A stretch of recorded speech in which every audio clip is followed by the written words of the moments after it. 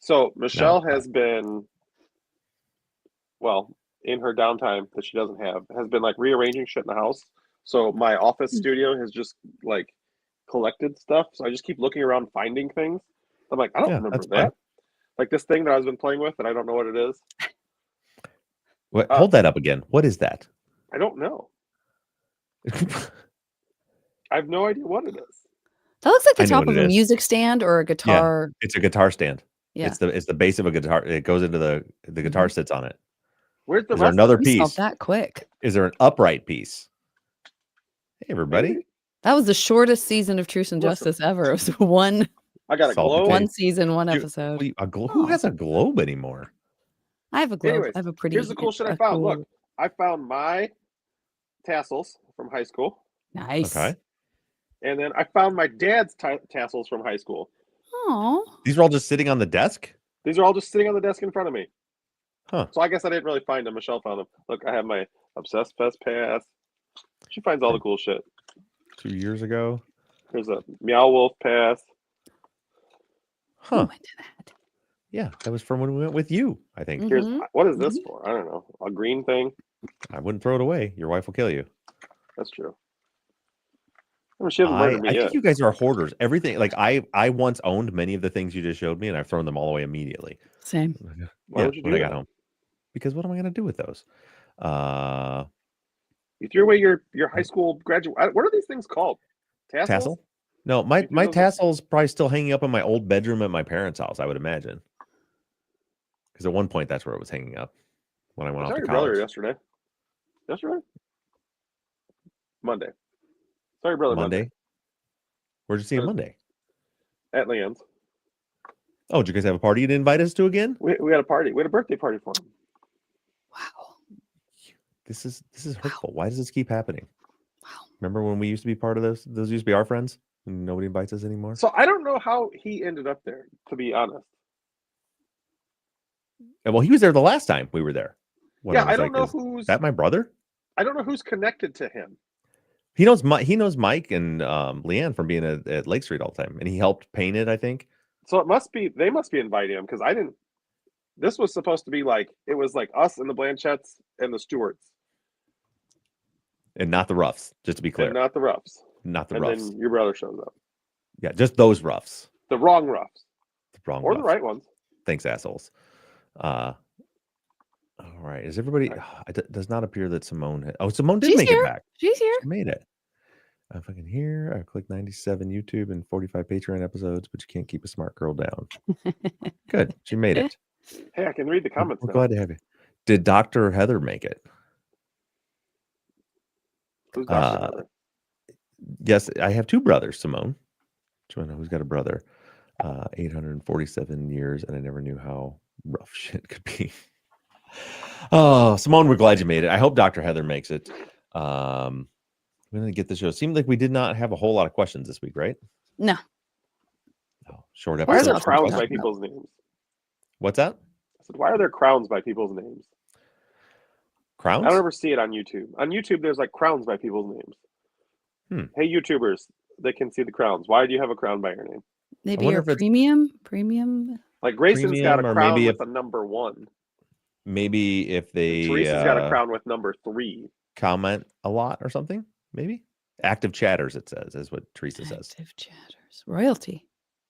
All right, guys. We need to end this pregame show. I thought we did that. And nope. Well, again, it's the same as every week. We the audio is still going.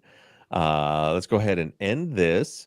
And we love you, pre-gamers. Thanks, patrons, and we'll talk to you guys next week. Bye-bye. Thanks, pre-gamers. I don't know what that was. It's so stupid. Grayson's number 1. Dumb idiot. All right. And now I gotta record. Oh. Yeah. I almost forgot. JV's coughing. That would have been embarrassing. That was a sneeze. I didn't care for that. Okay, are we ready to record? Fell over. Yeah. Yeah. All right, I'm recording. You know what? I'm also recording. Zach gets to clap this week. That's nice. Oh boy. Yeah. All right, everybody rolling? Yes. Hold on, I gotta call. Let's do That was nice for Erica. 1, 2, 3. All right, you're on, Zach. Clap. I still almost forgot to clap. Ahoy, friends. Thank you for tuning into Truth and Justice. You are listening to the Friday follow-up for Season 17, Episode 8. This week, Bob went into and broke down the connections between the two crime scenes in our case. We heard firearms analysis, as well as testimony from Willie Marshall. We heard the ins and outs of these connections, and Bob, Janet, and I are here to discuss and answer your questions and theories. And let me be the first to say, I'm happy that the three of us are back together finally. Yeah, I feel like this season's been been rough. a minute. To get all three of us together. Yeah. It's Zach, been hit or miss. We're 8 weeks in. I think this is our second episode. Oh, that's a bummer. Yeah, second time. Well, it's a good week to have us all here. We don't have a whole lot of questions. There wasn't, so you guys know, it was a shorter episode. I felt satisfied that I got the question answered, and I saw from the questions that listeners were asking, some people are not so much convinced. So I'm looking forward to talking about it. First things first, though, is what did you guys think? What were your big takeaways from the episode this week? Do you think there's a connection? Well, clearly it sounds like there is a connection between the two scenes. It's hard to say with the firearms analysis because we do know now, it's a little more junk science than we like to believe, or at the time they believed. But I mean, there's a lot of likelihood that it seems like these two scenes are connected, and especially with last week's episode that I was not here for the follow-up, knowing that Liz and Amp know each other, I mean, that's a huge connection as well. Sorry, I was just reading a question. Sorry, I was reading. I decided now was the time to bring up the outline and look and see how many questions there were. Great. Good. Go ahead and pick up right from there. Janet, Eric will fix this all up. Great. Yeah, well, you dropped the junk science term, Zach, and we are going to be talking about that in a little bit because we definitely have a little pushback on that. Perhaps rightly so. It is definitely still kind of a hot topic, I think, in testimony and analysis, in crime scene investigation, stuff like that. So I'll have a couple of listeners, certainly one way more well versed than I, to talk about that. But for me, I'm just gonna say it like it is for me, Bobby. Okay. For me, these episodes are tough because this is one where it really felt like there's just so much floating around it that we haven't gotten to yet, that I think I too was just kind of reluctant to accept the connection, even though I think it's very likely. I think it was more just like an overall reaction to like, well, I don't know, Willie, we haven't talked about this. I don't know what, like now we're talking about stuff that was provably false in his testimony. Like when do we decide what to take and what to throw away? Right. And I think other people maybe also felt that about the ballistics evidence. So I felt like still kind of conflicted about like, well, okay, give me more. Yeah. And I should be clear. Like when I say like the scene, there's enough there for me to say, okay, they're probably connected. We should probably be looking at these as one crime scene, that the two are connected. And the main reason for that, I guess I maybe should have made more clear in the episode, is there's no evidence to the contrary, right? So there's like this overwhelming amount of evidence that points to it. But the problem is, as you noted, the evidence that points to them being connected is like, none of it is like really solid, but it's like there's a lot of it, right? So we have Tasha telling us that Liz and Amp were great friends. We have you're going to hear this week about Larry mentions Liz being there, but again with Larry, as you'll definitely hear from this episode, that's hard to know or believe if that's true. And then we got Willie saying that he heard in the background somebody's them saying something about Liz, and it's like, well, that seems pretty obvious, but then Willie says other things in there that we know is not true. So is the whole thing made up? Did he make up everything? I don't know. And then the firearms analysis, the tool mark analysis. I think a big part of it is, and I don't regret doing it because that's just, I felt like I had to put that part in there about how the different studies that have been put out about tool mark analysis, because I know first there's going to be a bunch of people that are going to say, yeah, but tool mark analysis can be junk science. And I know we have pushback on that, and I'm not here to argue against it. I don't know. I'm just going by what the studies and things that I've read about it. So I just wanted, so it wasn't that I wasn't putting that information out there to say, and this is why I don't believe it. It was just, I want you to have the full picture. Right. This is the analysis we have to work with. This is where this is how courts have ruled about that type of evidence. And this is kind of some of the studies and how some people see it, just so you have that balanced. But at the end of the day, it was like any one of those things for me would not be enough. Even like maybe two of those things would not be enough for me to be like, yeah, they're connected. But it's like, man, it's just like everything starts piling on one after another, after another, after another. And then I start looking at, well, what evidence do we have to indicate that they weren't connected, to counter any of that? And I just don't see any, is kind of where I landed with it. Well, what's really interesting about that is one of the connections that you've made, that we've made in this case so far, is the Liz and Amp connection. But that was never made by police. Right. Yeah, exactly right.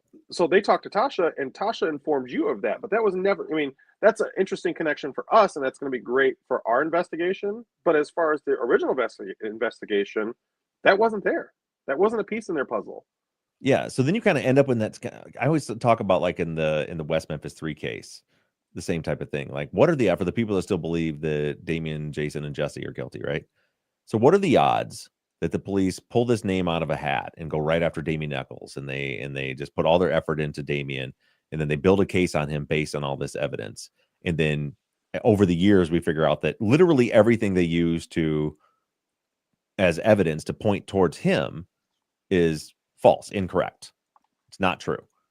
And then they're like, but he's still guilty. I'm like, so what are the odds they just randomly picked somebody and said it was him with no evidence, and then years later they found evidence that made you still think that it was them? I don't know if I'm articulating that right, but that's kind of how I feel about this. Like what Zach just said is, it's like, yeah, the police didn't even ask enough questions to know if Liz knew Amp, right? They never even questioned Tasha to find out any information about that.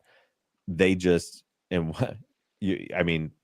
we don't know. Willie passed away shortly after this, within a few years after this. I think it was like 2006 he passed away. So obviously he's not around to talk anymore. But Larry, did later give a deposition that you're going to hear on Sunday. And, we find out that, spoiler alert, they fed him everything that he said. So then it's like, well, how do I believe any of it? How do you, so yeah, I get it. I totally get it. But then it's like I said, it's at the same time, it's like, I don't have any evidence to say that tool mark analysis is incorrect. I don't have enough to look at, or even enough data to show to an expert, because they didn't present any of it for an expert to say that it was incorrect. So it's like, I just take his word for it. I don't know. Yeah, it's a tough one. The whole case is like that. So I do have a question that I came up with listening to the episode. It may be a listener question. I don't have the questions for me to know. In the episode, you stated that Chris was not driving around with Liz, and you stated that pretty firmly in the episode. Yeah. What is your reasoning behind that? So when we get into Chris, we'll get into all those details. But there's a whole bunch of witnesses that know where Chris was at. Okay. That's just a detail that I don't know right now. Right. It's a detail as a listener that we don't know. You know that, and you can say that. But from my point of view, you just said it, and I have no idea why. That's right. Yeah. Yeah. And that was one of those where I tried, it's always tricky for me when it's like, I just want you to know that part I know is not true. It's the same thing as the studies about tool mark analysis. It's like, I want you to have the full picture as much as I can give you right now. And the fact that, and the funny thing is, the state's case is kind of against Chris is built around that other location where he was all night, not driving around with Liz. Okay. Huh. Yeah. The case against him is built around that. Yeah. Is that what you just said? Oh, yeah. Wow. Yeah. But then we have this, like I said, the testimony doesn't make sense. That I'm telling you right now, the reason Chris got convicted, I don't even think it's so much because of his confession. Obviously, that's hard to get around, but once you hear it, you'll realize, why it's real hard to believe. But really, I think it's because of Larry's testimony. Larry was so direct that it was, we played, I went through some of his testimony a few episodes ago. So direct. I'm so sure that it was Chris Bynum that did this. That's what hung Chris Bynum. That is the Ugh. thing that got him convicted, in my opinion, after reading the transcripts. Which, and again, without knowing any of this, and I'm sure we'll talk about this more as soon as a week from now, um, that's the kind of thing that you just hear, and it seems like on any given day, you might think like, "Oh my God, that's so crazy that you could just get fed stuff and you would just say it, and then you would put an innocent person in prison." But then imagine being a child who's gone through this horrible, horrible trauma, and when the cops tell you, "Hey, buddy, we've got the right guy. We just really need you.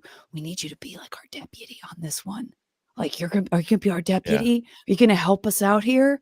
Like you're gonna tell him." I mean, I'm not saying that's what happened, but you could see a scenario where in many different cases, people are like, "Well, I want to help put this person. They seem so sure it's him. Like, what's it gonna Yeah. hurt for me to just like back him up a little bit, whether or not I know it to be true?" Yeah, and you don't even have to like go too deep into the logic to take a step back and know that Larry Brooks is not to blame for any of this. He was in the 5th grade. He was a 12-year-old Yeah. being manipulated by adults Yeah. in authority. So, but I don't want to get too much in there because that's what Sunday's whole episode is Yeah. about. Okay. And I know we've got some very specific questions about this one, so let's go ahead and get into those.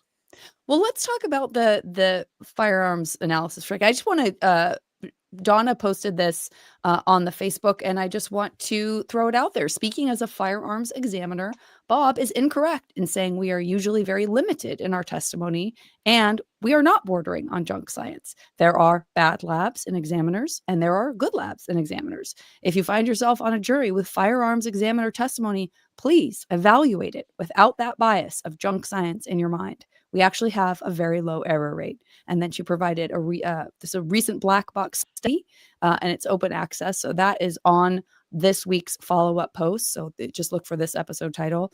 And I know you haven't had a chance to see it yet because I think she posted it today, Yeah, I just a haven't couple seen hours the before link, but but yeah. But I'd be curious to know, and I appreciate that information. But I'd be curious because like I did read through quite a bit of like some of the studies I cited in other studies, and of course it varies state by state.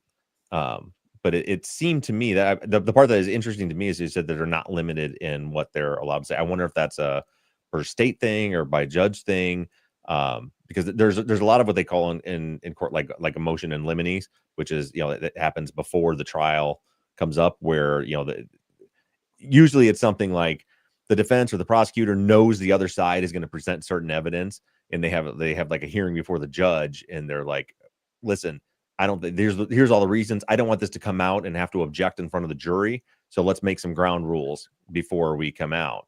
And it seemed like there was a lot of those, like you often would see those motions in limine where they say, okay, as far as the ballistics testing, like you cannot say that these match in front of the jury. You can you can say that they have that it was interesting because the study I was reading said that that a lot of the terminology that is often accepted is significant agreement Or sufficient agreement. or sufficient agreement, and that was the exact terminology that we heard in the Delphi case. Right. Yeah, and Donna is part of it was Donna, right? Yeah. Yeah. Part of the reason that I have issues with this particular testimony is, as I said, we're talking about a whole bunch of bullets. I've read through some of the firearms tool mark analysis from like the Delphi cases, the most recent one's kind of fresh in everybody's mind, and they were so detailed and so descriptive and they were putting up pictures of the different striations and marks that they use to compare the bullets. In this one, if you read the testimony, it's on our website. The entire testimony is 22 pages, which for trial testimony is not very much. And in that 22 pages is first, they always, list your CV, tell us all your qualifications, your education, da da da da da. Now tell us how you go about examining these types of projectiles. And they do it like this, like all like hypothetical. I mean, you're over halfway through the testimony of only 22 pages before they get into the actual bullets in question. And then it's just like real.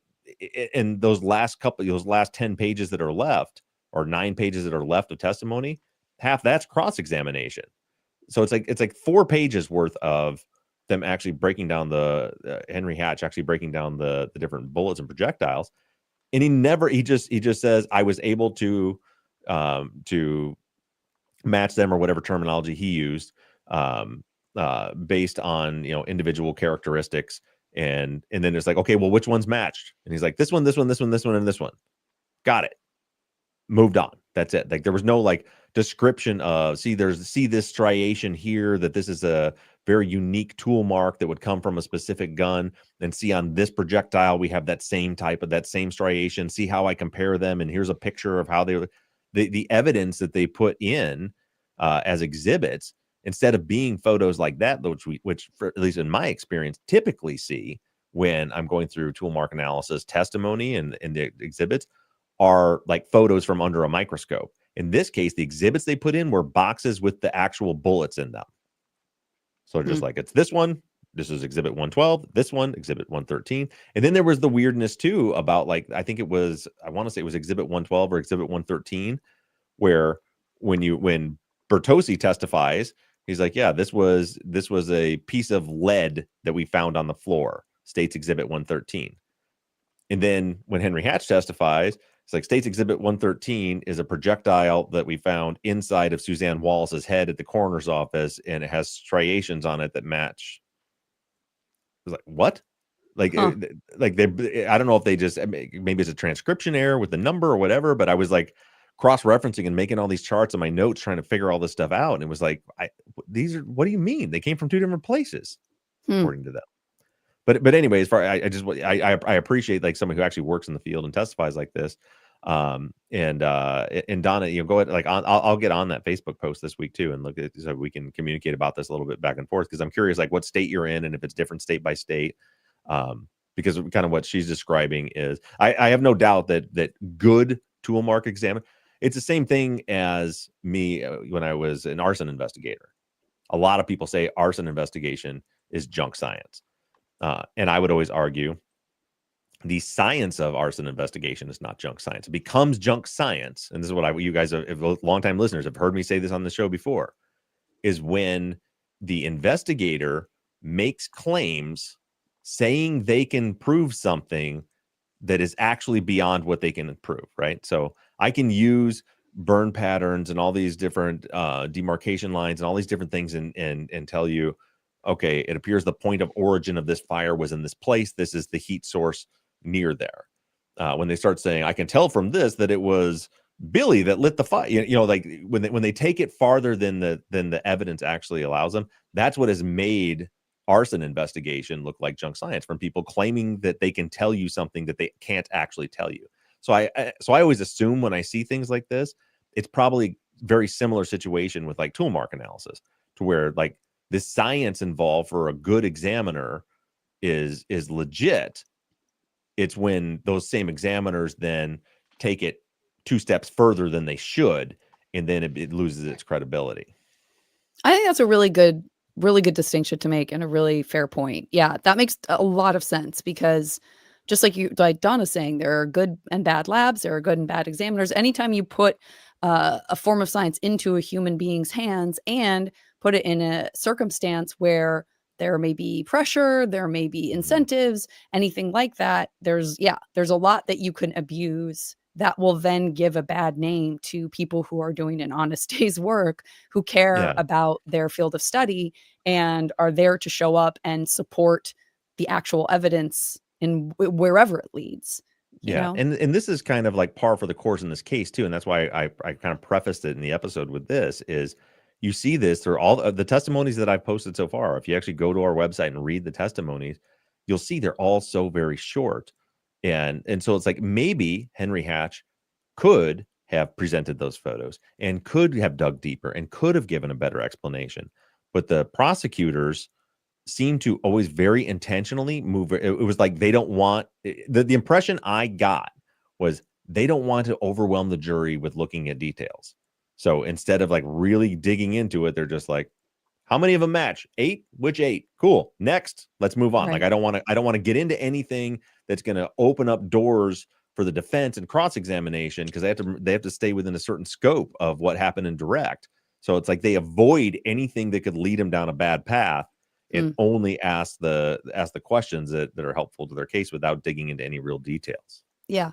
Well, and that's something that you hear about when we listen to like attorneys that we respect and stuff talking about it, which is that that could be for any number of reasons. An honest reason for that could be like, we're so afraid that the jury is going to get lost in the weeds of this and not get the point, that, you know, we're trying to keep it like streamlined, to, we don't trust the jury. They're, you know, we don't believe that they're smart enough to get this, to, you know, just any number of reasons why you do that, that aren't necessarily nefarious, because you were all, because it is that chess game of being like, well, if we have this cell phone expert testify for 4 days, the jury is just going to fall asleep, and we're afraid that they won't understand how important that evidence was. You know what I mean? Well, yeah, and there's perfectly legitimate trial strategies in any trial where an attorney would like in this case is probably a good example of it, right? So you have a confession and you have an eyewitness from the scene testifying that they 100% know that it was the defendant. And if it's like, I want all of the jury's attention on that, I don't want to do anything to distract them from that evidence, because that's our ace in the hole right there. And that's, not looking at it from some like crooked or nefarious reason, just like that's a legit strategy. We see that sometimes with on the defense in some of the cases we look at, where it's like, the defense sees they didn't prove this. I don't want to open up a whole bunch of doors and confuse the jury. Like, let's just make a real quick defense and just get out of here and get the acquittal. Yeah. Well, I want to just echo, it's basically what you said, Zach, but just want to echo what you said via Allison, who said that she also was like confused about the sort of, where does it all fit together, and does it fit together, and does it really move the needle? But that connection between Amp and Liz felt like the kind of beacon that felt more important even than the weapons kind of conversation. But then Allison goes on to say, yes, they're closely connected. However, they were both in the drug world, which independently raised their risk. So I think we've covered the question, Allison, about which part of the gun evidence you feel confident in, but do you want to touch on that again, get a little more specific? Because that was also something that Colin had asked about, was just a little more clarification on like how many shots were fired, how many casings and bullets were recovered, and like where the expert witnesses weighed in, just a little more clarification on that. Yeah, I mean, it gets confusing because we have some reports and stuff that we're starting to get into now, where we see like, oh, they recovered 3 bullets. But then you get into like Bertosi's testimony, and it's like, well, there's he breaks it down in much more detail, where it's like there's a piece of a copper jacket, there's a chunk of lead, there's another chunk of lead, there's another, and it's like, what's a bullet and what's not? And then when you have a bullet that breaks apart like that, and you have chunks of lead, it's like, well, could 4 of those chunks of lead have all come from the same bullet? Is that part of one bullet? So it's confused. So the best that I've, after weeks of and hours and hours and hours, that when I did the crime scene episode, or the autopsy episodes, where I really got into the trajectories and the number of bullets and all that stuff at the house, I spent a lot of time just trying to like go back to crime scene photos, to the exhibits that were presented at trial, to Bertosi's written report, to his testimony, and what I came up with was that there was 8 total bullets at the house, right? And we have 9 total injuries, and that's why we landed on the idea that one of them passed through Amp's arm into his neck. And of those, according to Hatch, the firearms examiner, I think there was 6 of those that were all, that he said all had individual, they all had the same like class characteristics, which those were like, it has 5 lands and grooves and a right hand twist. So that basically, and they kind of made it seem, now in cross examination he was asked, so couldn't that have been another firearm, like any firearm of that class? And he agreed that yeah, it could have been another firearm. But essentially what I looked at as far as 5 lands and grooves, right hand twist, that was originally like a Smith & Wesson specific thing. And then many other firearms companies started making 38 calibers with that exact same setup. So any of those could have come from anywhere. But he said, without really going into detail, never went into any detail about what it was about those 6 bullets that told him that they came from the same specific gun. But he says 6 of those, and then 1 of the bullets from the crime scene at the ballpark. And that was one that I hadn't really mentioned, because we weren't really getting into like tracing how many bullets and things from the ballpark. But there was 1 bullet recovered from that scene that was just like laying in the snow. And we have like But again, just like everything else, we have one crime scene photo. You see it laying in the snow. There's blood around it, and there's like a jean jacket next to it. But I don't know where it is. And all it's described of in the report is it's near the jean jacket. And I have a picture of the jean That jacket, is wild. and I have a picture of the victims, but there's not one single picture that we have in evidence that has a shot where you can see the victims and the jean jacket to know where it's at. I can That's tell weird. because there's snow and I can see a chunk of concrete in the background that it's somewhere near where the victims are at, but I don't know exactly where, which would be super helpful, right? Because that would have to be the shot that went through Liz's head, because that one went through and through. That has an Yeah. exit wound in the back. But it could tell us what direction they were coming from, so anyway, I guess that's a lot of rambling, but to kind of answer the question, there's none of the evidence that I saw that I was super confident in as far as those forensics.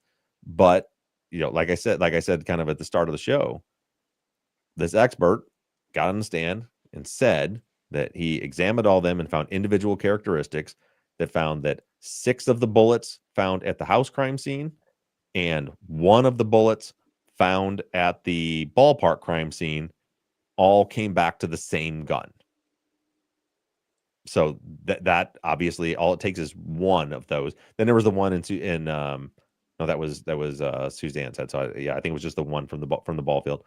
And then there was 2 that didn't have. Basically, said he didn't have enough tool. There weren't enough individual markings for him to determine one way or the other. So essentially, according to him, that there was unique characteristics on a bullet from that ball field that had the same unique characteristics as the bullets from the house. And without any evidence to the contrary, if we accept that, it's hard not to say the 2 are connected. Then, like I said, when you start piling on everything else and you pile on, Liz tells us that, or Tasha tells us Liz and Amp were good friends. And then we have Willie saying that he heard Suzanne cussing about Liz in the background being there that same night. And so that there's a lot of weak evidence, but it's kind of like there's so much of it, it's hard. I feel like it would be conspiratorial of me to be like, I still don't believe it, because I don't have any evidence to not believe it. Other than that, there are other things in the statements that are provably false, which is what I was struggling with. When I say believe it, I mean I don't have any evidence to show you. I can't point to any one thing and say, see, because of this, right. I don't think these 2 crime scenes are connected. I have nothing to do that with. Yeah, That's but when fair. you start taking in the totality of all the evidence, I think that's where it starts to line up, in my opinion. Right. Yeah, it's to the point where if it didn't, then we're dealing with a pretty wild conspiracy at this point. Which I think there was a pretty wild conspiracy in this case. Don't get me wrong, but it's like they would have manipulated Larry and manipulated Willie, and then also manipulated the firearms examiner. And oh, by the way, it just so happens that they really were friends and they hung out all the time. Right. Right. We don't have to stay on this for very much longer, but I guess because I haven't read the ballistics. I haven't read the firearms examiner's testimony. I think we talked about this during the Avery trial. Like, when someone can say in cross-examination, but could you rule out every other gun? Or could you rule out X amount of guns, or could you rule out this other person's gun or this and this person's gun?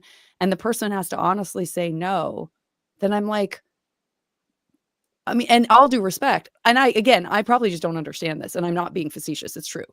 I'm like, then what are we doing here? Like, I don't know. Like, what's the right amount of okay, every time, and there isn't an answer to this, I'm sure, but and where would you stop? But every time someone's analyzing a gun and a bullet, should they be given 20 guns and not know which one was found at the crime scene and have to analyze every single gun against that one bullet so that they can say, hey, I looked at 20 or 50 or 100 or 2 or whatever guns to make sure that was a unique striation enough that we could say reasonable.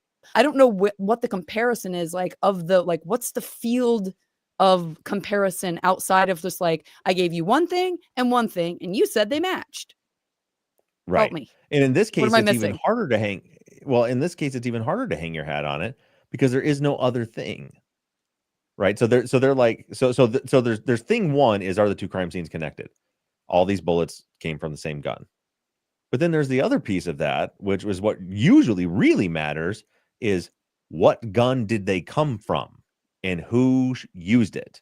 In this Right. case, there is no gun. There's Oof. no gun to compare it to. So it's only, and maybe that's part of why they didn't really spend much time on it. It was just like, we're just using this to establish that the two crime scenes were connected. Boom, boom, boom, and we're out of here. But yeah, there's no like other gun. There's not like in Stephen Avery's case where they're like, well, we can take Chris Bynum's gun and fire a test round and compare it to these striations and see if it was his gun. Like, that doesn't exist. He didn't have a gun. Like, there was no gun to compare it to.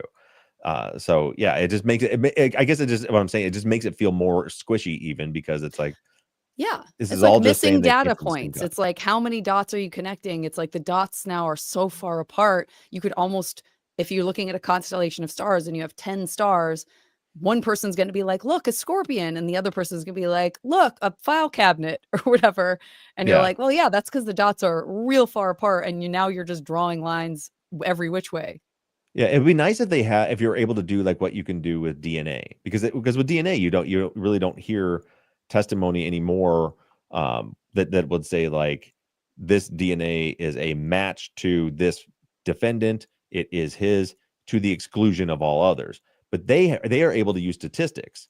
They can Right. say this DNA is the same, has the same DNA profile as the defendant, and the odds of someone having this same profile are 1 in 240 trillion.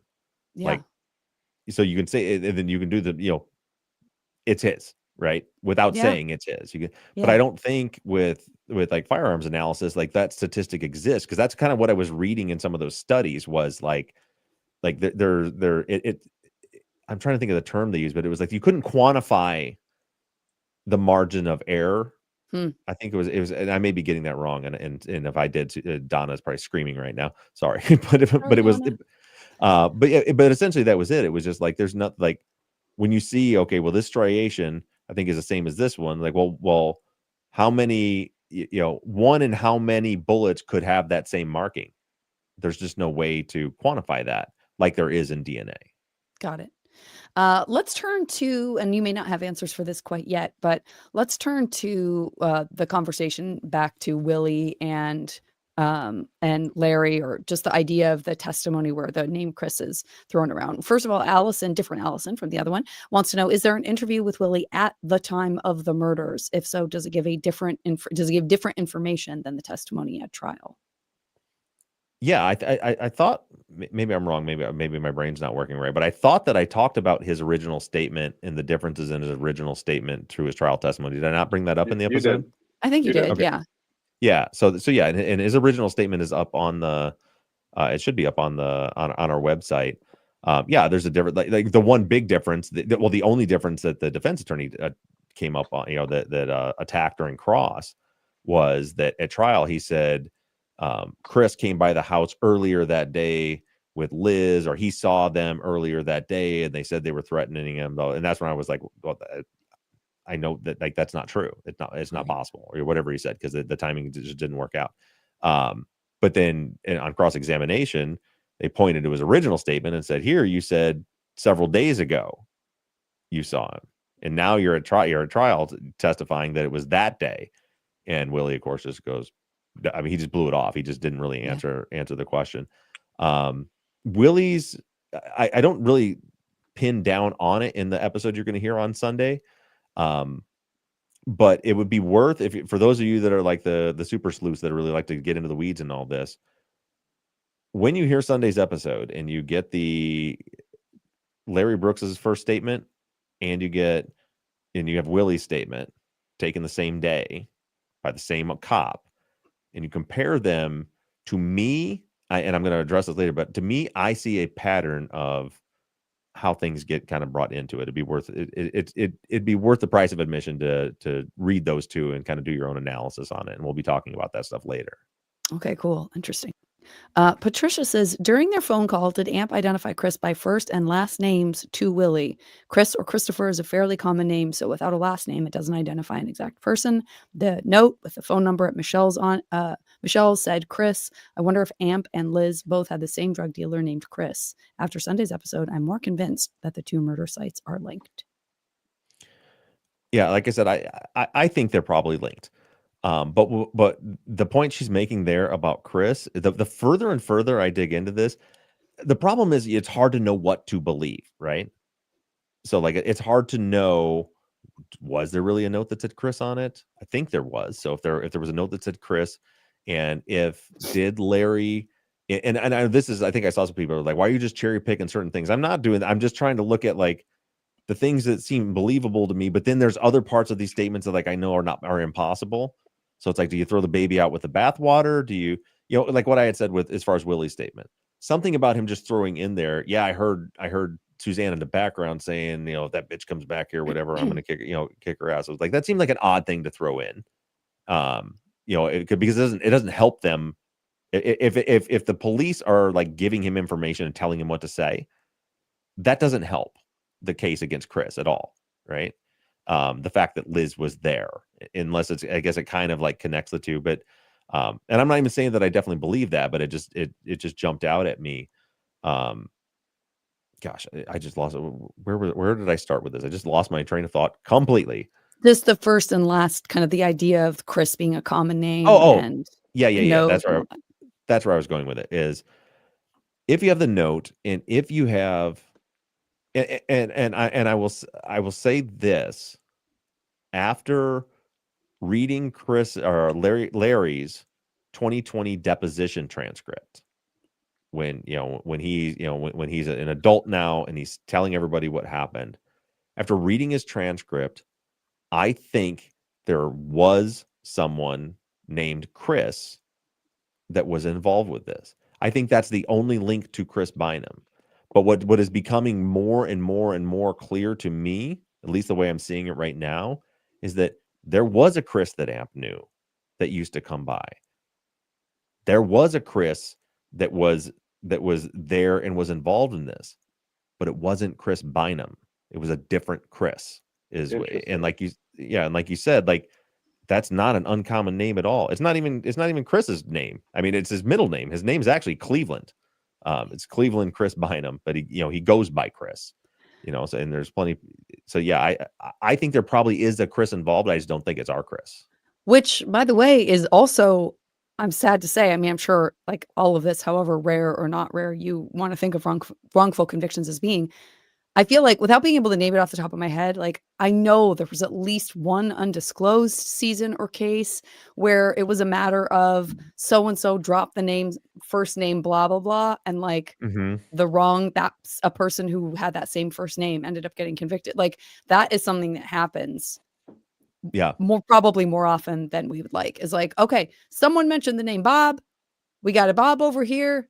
We asked him some stuff. He started to look suspicious. Next thing you know, we confessed we got him. Yeah, and that's like, I'm not saying this is what happened. I'm nowhere near far enough into it to like make this kind of determination.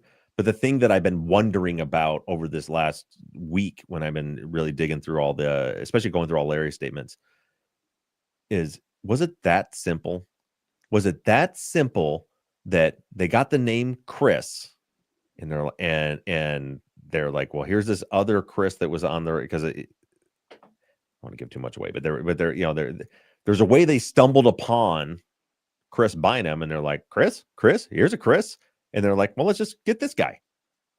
And it was that simple. Oh, that's not something to look forward to. It's horrific. Yeah. Yeah. That's pretty much it. I think we've addressed everything else in one way or another. But for those of you who left your comments, we got to almost all of you. Thank you for weighing in and helping us with this discussion. It's like I said at the beginning of this episode, give me more. Give me more. I wish I had more to build off of all this stuff. That's how I felt when I was going through the testimony. So I was like, okay, this is going to be the week. Okay, we've got all this information, because it was like Zach said, when Tasha told me, oh yeah, she knew Amp. They were great friends. I knew Amp. And it was like, oh, holy shit. Okay. So there is a connection. And that's why I wanted to like, well, now I'm going to move over and dig into this. And I'm like, I'm going to pull the fire examiner stuff. I'm going to go through all these pictures. I'm going to go through the testimony and the reports, and we're just going to really figure this thing out. It was like 22. That's what you're giving me? Like, what do you mean? That's all there is to it. Like, that's ridiculous. Yeah. Which again, that was, why that was one of those rare occasions where like I finish writing everything I have. And I'm like, well, we're 8 pages. And now what? What are we going to talk about now? I guess that's going to be it. Yeah. And also just kind of to update you guys too, I'd mentioned, so I still have not been able to connect with Amp's son. We have texted back and forth a couple times, but there's been a couple different occasions where we like this past Friday, he said he was going to call me Friday, and I never got the call. And in these situations, I just don't ever want to put, with a family member of a victim, I don't want to push. So I just make sure I'm making myself available to him. And so I'm confident. And so I hope that conversation will happen. And as I said before, as I promised Tasha and make the same promise to Amp Jr. and any other family members as we move along, if they say they're ready to come on and do an interview and let you guys hear their story and their family member story, then it's all things halt, and we will do that interview and we will get it out there, because I think that's one of the most important parts of this. Absolutely. This case is to make sure that we do not lose track of these victims and their voices and their stories. And with that being said, guys, I thank so much for listening and being a part of this. There was some great conversation, great questions. Hopefully Donna's not yelling at me on Facebook now as we speak, but we'll find out as the week goes on. So thanks for listening. Thanks for tuning in. Make sure you tune in on Sunday. I'm real excited for you guys to hear the Larry Brooks episode that's coming out in 2 days. So, and then we'll talk to you guys next week. Thanks, everybody. Bye, guys. All right. Something is running around in my ceiling. The more thing, you just keep finding stuff in that room. Yeah. Now you've got a critter. Is there any chance it's Sagan? No, for real. I'm not. Oh no. This isn't a joke. Like, there's definitely like a squirrel or something in the ceiling in here. Oh my. That's like it ran by like 3 times while it was recording. It was like I could hear it like run by and then run by and then run by. Oh my God. What are you gonna do? I guess start blasting holes in the ceiling. Oh Jesus. I'm in the My wife's not gonna stop me. In the absence of Michelle, I'm going to step in and be the wife for a minute and tell you, don't do that. Somehow Michelle will blame me for this if this happens while I was 100%. present. Yeah, she will. She will. 100%. Yeah, she will. We all will. All right, streamers, Wow. we're going to end this stream. We're going to kick you guys off. We'll talk to you guys next week. Thanks, guys. We love you. Yeah, thanks, y'all. Love you guys. Bye. And